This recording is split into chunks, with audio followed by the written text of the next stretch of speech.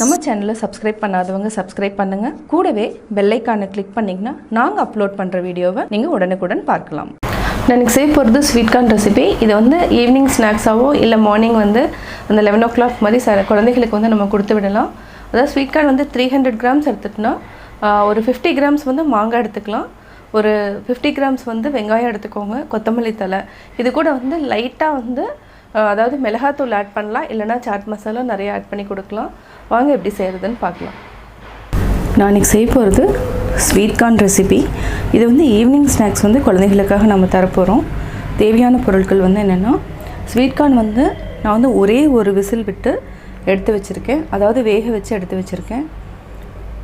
கொத்தமல்லி தழை வந்து நம்ம வந்து தேவையான அளவு எடுத்துக்கலாம்.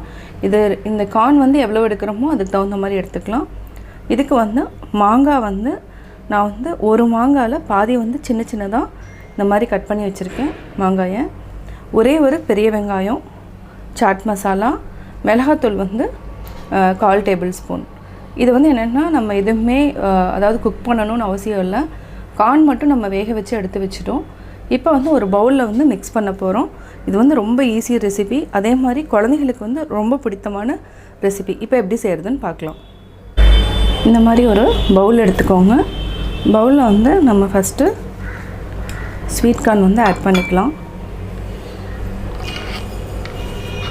இது வந்து 3 பேர்த்துக்கு வந்து சின்ன பவுலில் கொடுக்குற மாதிரி இருக்கும். அடுத்து வந்து வெங்காயம்,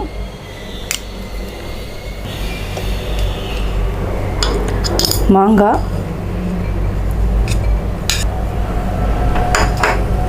இது வந்து கொரியண்டர் லீஃப், கொத்தமல்லி தழை. இது வந்து எவ்வளோ தேவையோ நான் வந்து 3/4 வாசி எடுத்திருக்கேன். இதை வந்து நல்லா மிக்ஸ் பண்ணிக்கோங்க. அதாவது மிளகாத்தூள் ஆட் பண்ணிக்கலாம்.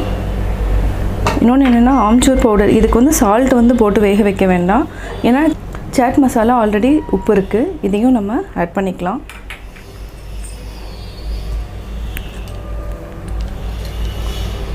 நம்ம தேவைன்னா இன்னும் கூட கொஞ்சமாக வந்து சாட் மசாலா ஆட் பண்ணிக்கலாம்.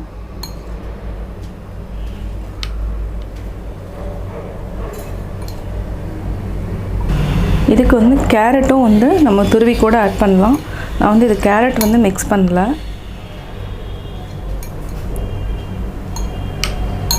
இதை வந்து சாப்பிட்றப்ப என்னென்னா ஸ்வீட்டாகவும் இருக்கும், லைட்டாக புளிப்பு, அதாவது மாங்காய் இருக்கிறதுனால லைட்டாக புளிப்பு இருக்கும்.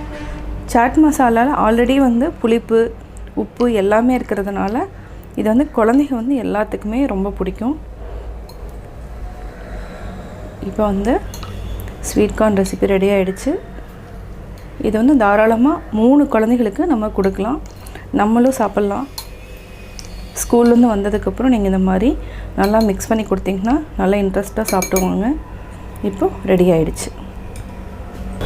சுவையான ஸ்வீட் கார்ன் ரெசிபி ரெடி.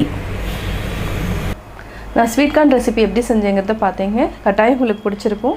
நீங்களும் வீட்டில் ட்ரை பண்ணி பார்த்துட்டு உங்களுடைய கமெண்ட்ஸ் எனக்கு சொல்லுங்கள். உங்கள் ஃப்ரெண்ட்ஸ்கிட்டையும் ஷேர் பண்ணுங்கள். மறக்காமல் எங்கள் சேனலை சப்ஸ்கிரைப் பண்ணுங்கள்.